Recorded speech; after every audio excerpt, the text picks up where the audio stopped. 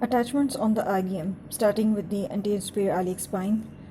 It provides attachment to the sartorius and lateral end of the inguinal ligament.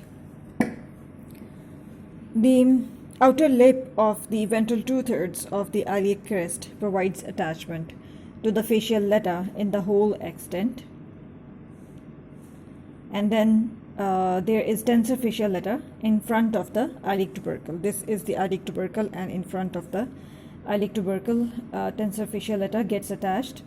Then there is insertion to the external oblique muscle in the anterior two-thirds of the iliac crest outer lip. Origin to the latissimus dorsi just behind the highest point of the iliac crest. The tubercle of the iliac crest provides attachment to the iliotibial tract. The inner lip of this is the inner lip of the iliac crest. It provides attachments to the transversus abdominis in its anterior two-thirds, fascia transversalis, and to the fascia iliaca in the anterior two-thirds, deep to the attachment of the transversus abdominis. Then origin to the quadratus lumborum in the posterior dorsal segment. This is the dorsal segment of the iliac crest, and it provides attachment to the quadratus lumborum. Thoracolumbar fascia around the attachment of the quadratus lumborum. The intermediate area of the iliac crest. This is the intermediate area, which is marked by this line.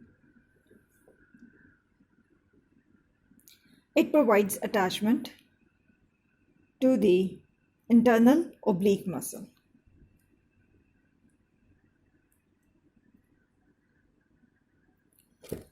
The dorsal segment of the iliac crest.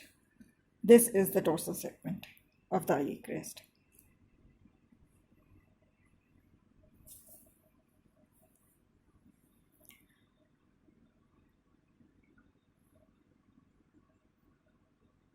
So here we have the medial slope of the iliac crest dorsal segment, and here we have the lateral slope.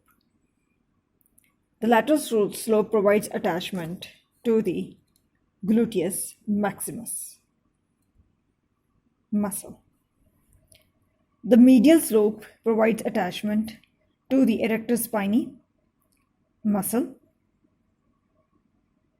Erector spinae muscle, the medial slope.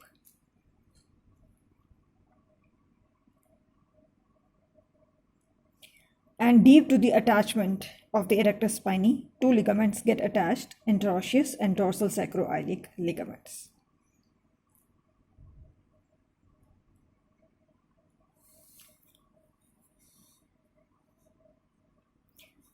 Next, we move on to the anterior inferior iliac spine. It provides attachment to the straight head of the rectus femoris. The lower rough part of this same spine provides attachment to the iliofemoral ligament. Upper part, straight head of rectus femoris. Lower part, to the iliofemoral ligament. The posterior border of the ilium provides attachment to the sacrotuberous above the greater sciatic notch, sacrotuberous ligament. This is greater sciatic notch, and here you can see the ischial spine, and below the ischial spine is the lesser sciatic notch. Upper margin of the greater sciatic notch provides attachment to the piriformis muscle.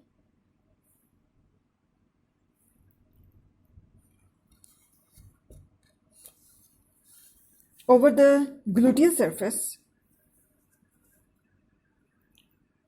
the area behind the posterior gluteal line provides attachment to the upper fibers of the gluteus maximus muscle. Here we have the gluteus maximus.